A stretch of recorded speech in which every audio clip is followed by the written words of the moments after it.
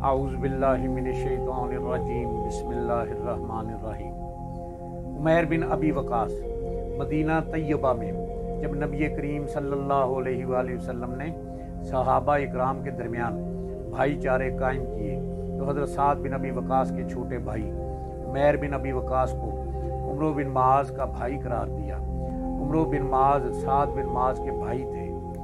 आमिर बिन साद ने अपने वालिद से रवायत की है कि कबल इसके कि रसूलुल्लाह सल्लल्लाहु अलैहि वसल्लम बदर की जानब रवाना होने के लिए हम लोगों का मुआयना फरमाएं, मैंने अपने भाई उमैर रज़ी अल्लाह तआला अन्हु को छुपते देखा तो पूछा, भाई तुम्हें क्या हुआ है, क्यों छुपते हुए चल रहे हो?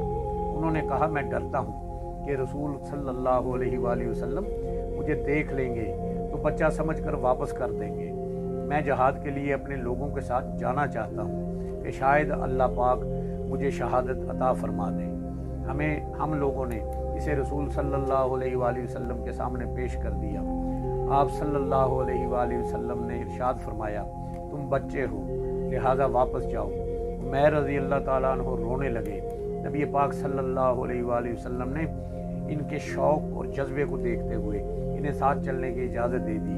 आप बदर की लड़ाई में शामिल थे और खूब शुजाअत का मुजाहरा किया और बड़ी शुजाअत से लड़े।